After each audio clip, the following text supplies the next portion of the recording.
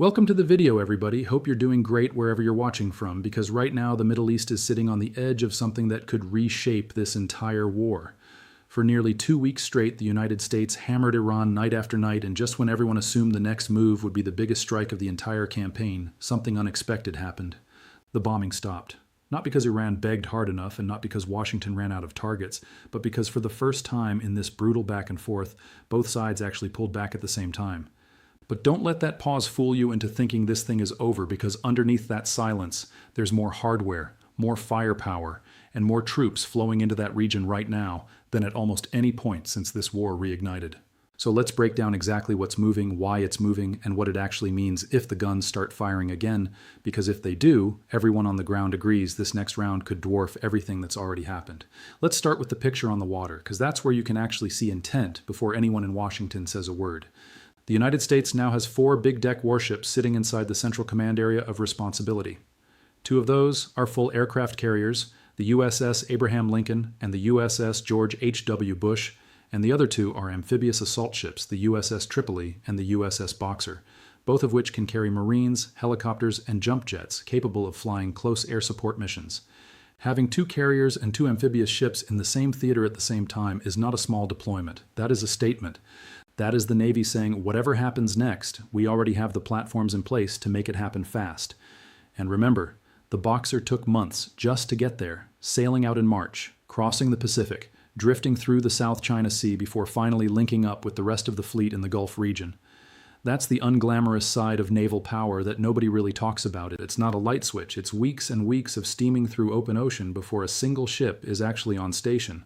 Now layer the bombers on top of that picture. B-1 Lancers have been flying out of RAF Fairford in England, and reporting suggests that at one point more than half of the entire mission-capable B-1 fleet was tied into this operation, which is genuinely one of the largest concentrated B-1 deployments since the Cold War ended. Then you've got the B-2 Spirit, the stealth bomber that basically nobody sees coming until it's too late, cycling through Diego Garcia in the Indian Ocean, a base that puts these jets within striking range of Iran without needing to refuel a dozen times along the way. AB-2 carries the GBU-57 Massive Ordnance Penetrator, a bomb built specifically to punch through hundreds of feet of reinforced rock and concrete, which is exactly the kind of weapon you need if you're trying to reach deeply buried missile bunkers or fortified mountain facilities. And that's before you even get to the B-52s, which have also rotated through the region to fire standoff cruise missiles from well outside the range of Iranian air defenses. So you've got 3 different bomber families, 3 different mission sets, all converging on the same theater at roughly the same time. And that alone should tell you how seriously this administration is treating the possibility of round 2. But here's the thing that a lot of people miss when they see headlines about carriers and bombers. None of that works without the boring stuff. Tankers, refueling aircraft, cargo planes. That unglamorous logistics tale is what actually makes a strike package possible, because a fighter jet without gas is just an expensive lawn ornament. Getting a bomber wing, a fighter squadron, and every single person who fuels, arms, and maintains them into position is not a phone call. It's a weeks of coordinated choreography across multiple continents. Sea lift can move the heavy equipment, but cargo ships crossing an ocean at 25 knots takes far too long if you need something in place quickly. So anything time-sensitive rides, what's basically an airlift bridge, a non-stop chain of tankers and cargo haulers, running around the clock to keep the whole machine fed. Picture it like a treadmill in the sky that never turns off, constantly moving fuel, parts, and people toward the same stretch of desert and ocean. That's the part of this war nobody puts on the highlight reel, but it's the actual engine underneath everything you see explode on camera. On top of the carriers and the bombers, defense officials have also confirmed additional Patriot missile batteries moving into the region, along with a destroyer carrying advanced electronic surveillance capability and reinforcing squadrons of fighter jets to protect all of that hardware once it's actually in place. None of these individual pieces makes headlines on their own. A destroyer here, a battery there. But stack them all together over the span of a single week, and what you're really looking at is a deliberate layered buildup. Air defense on the ground, sensors in the sky, and strike aircraft ready to go the moment somebody in Washington picks up the phone. It's worth remembering, too, that this isn't the first time this exact pattern has played out this year.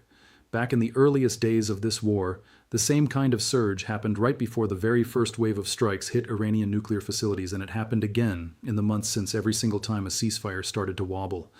So when you see this specific combination of assets flowing into the same theater at the same time, carriers, heavy bombers, tankers, and air defense, That combination has historically been the tell that something is about to happen, not just posturing for the sake of posturing.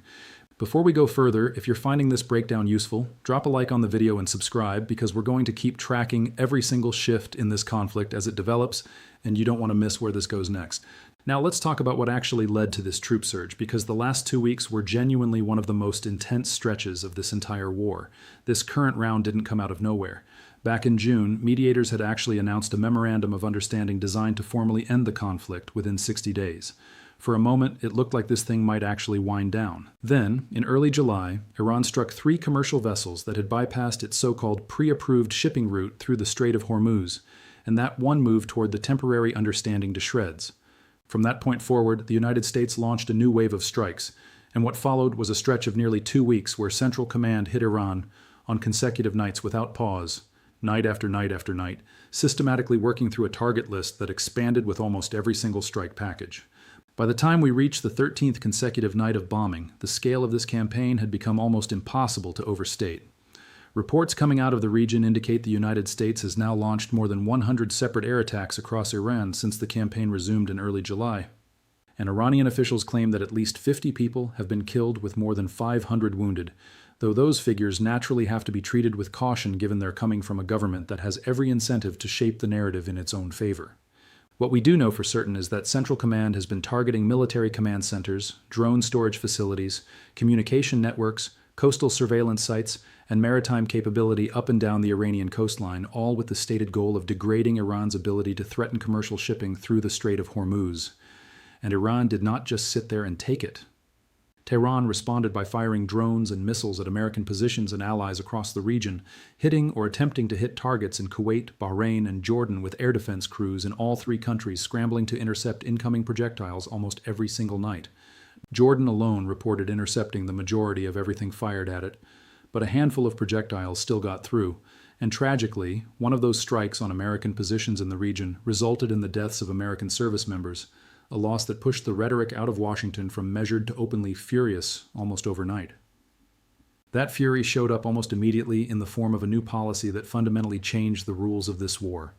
The administration announced that from that point forward, every single time Iran fired at a vessel transiting the Strait of Hormuz, whether by missile, rocket, drone, or any other weapon, the United States would respond by destroying one bridge or one power plant inside Iran, explicitly including targets located in or near the capital city of Tehran. Think about what that actually means. Tehran is not just another city on the map, it's the seat of power, the place where the regime's leadership has effectively retreated to and consolidated control. Threatening infrastructure there is a direct message to the people running the country that their own stronghold is no longer off limits. And true to that warning, strikes Snorts did land near Iran's only operating nuclear power plant outside Bandar Bushehr, hitting a power substation close enough to the facility that the surrounding area lost electricity for hours. To be clear, the reactor itself was not struck. And by all accounts, this was a deliberate choice, a way of demonstrating capability and intent without crossing into the kind of environmental catastrophe that would come from actually damaging a live nuclear facility. But the message was unmistakable. You hit a ship, we hit your grid, and we are not afraid to do it right next to your own capital. Now let's actually get into the platforms doing the heavy lifting here, because this is where the real technical story lives. The F-35 and its A, B, and C variants, depending on which branch is flying it, has been doing an enormous amount of the work, partly because it's an extraordinary strike aircraft, but also because its sensor suite lets it function as an intelligence, surveillance, and reconnaissance platform at the same time it's dropping ordnance. The dual role matters enormously in an environment like Iran, where the country has spent decades and hundreds of millions of dollars a day in oil revenue building out hardened, dispersed, deliberately hidden missile and drone storage sites specifically designed to survive exactly this kind of air campaign. Alongside the F-35, the F-16CJ, commonly called the Wild Weasel, has been running suppression of enemy air defense missions, essentially hunting down surface-to-air missile radar sites before they ever get a chance to lock onto anything. These jets carry specialized targeting pods that passively detect enemy radar emissions and hand that targeting data off to anti-radiation missiles almost before the radar operator on the ground even realizes it's been found. Once those radars go dark, it opens a clean corridor for heavier strike packages, including the B-2s carrying those bunker-busting GBU-57s, to move through contested airspace with dramatically reduced risk. And it's not just air power. F-18.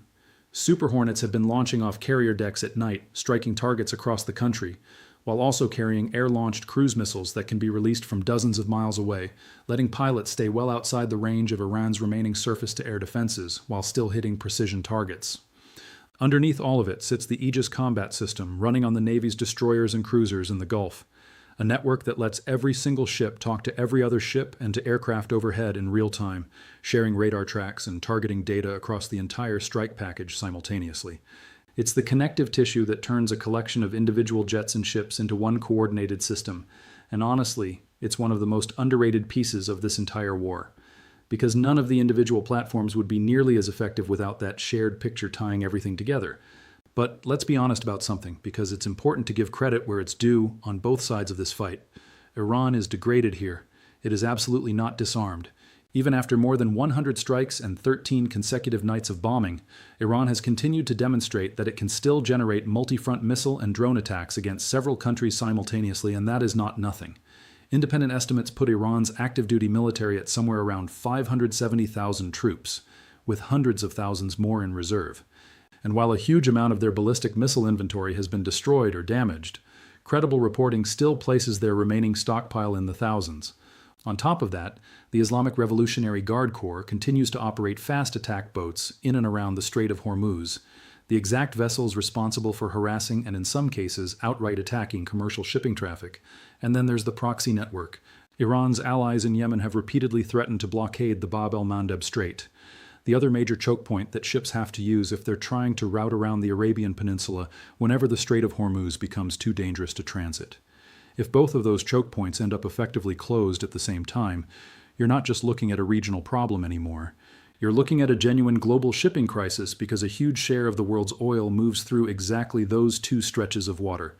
There's also a quieter, more unsettling piece of this puzzle worth mentioning, and that's the reported involvement of outside actors helping Iran along the way. There have been persistent claims that firms tied to satellite operations in China have provided updated targeting information to Iranian forces, giving otherwise degraded systems a level of precision they wouldn't have on their own. Whether that support is coming from the state directly or from private actors operating with a wink and a nod is genuinely murky, but the logic behind it isn't complicated at all.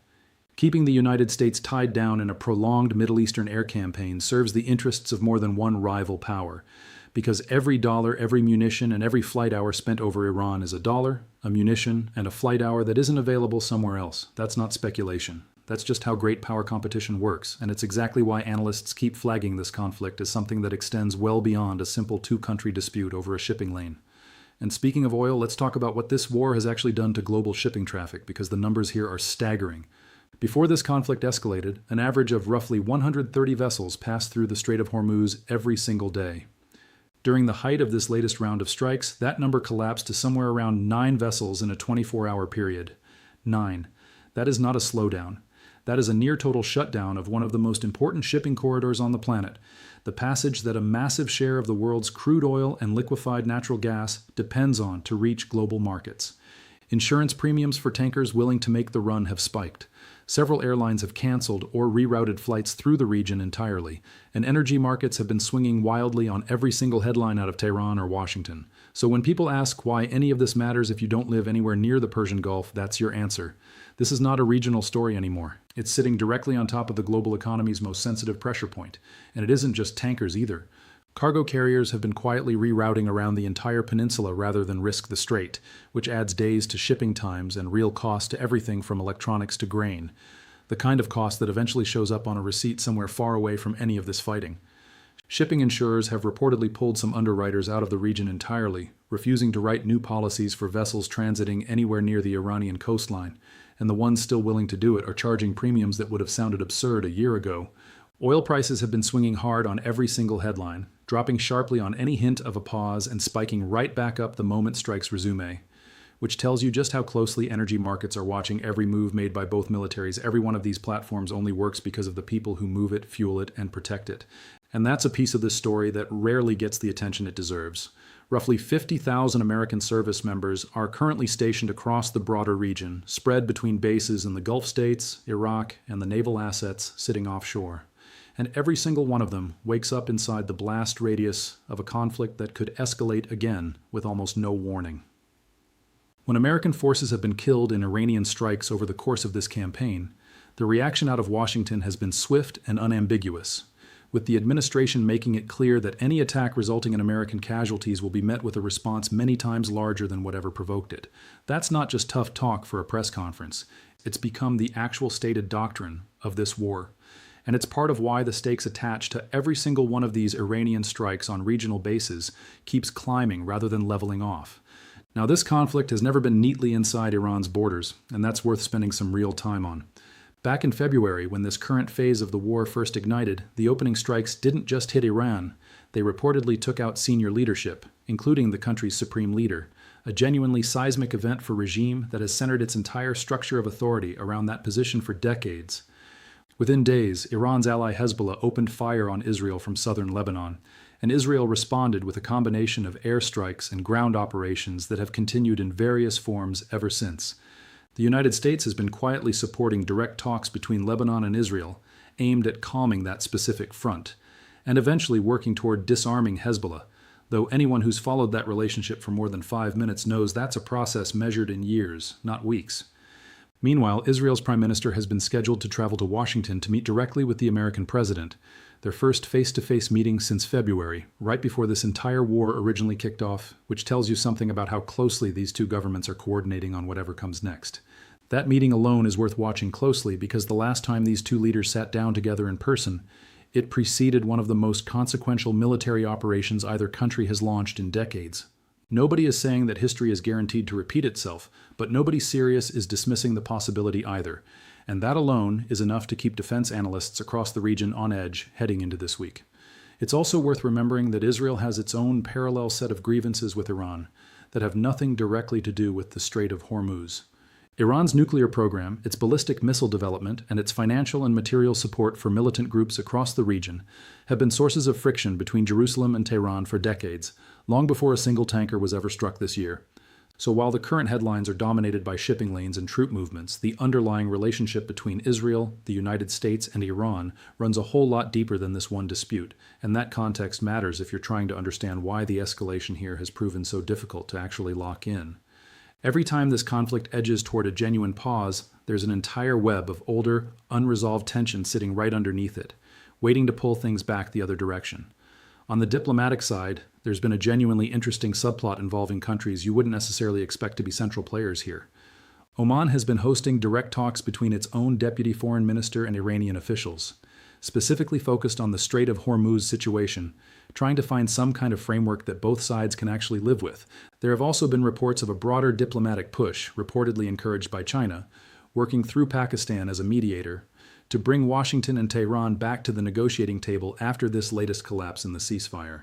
Qatar and Egypt have played similar roles at earlier points in this conflict, at times appearing to advocate on Iran's behalf for a pause in hostilities, which has led to some understandable skepticism in Washington about whether those proposals represent genuine diplomacy or simply Iran on trying to buy time to reconstitute its forces after every single round of strikes.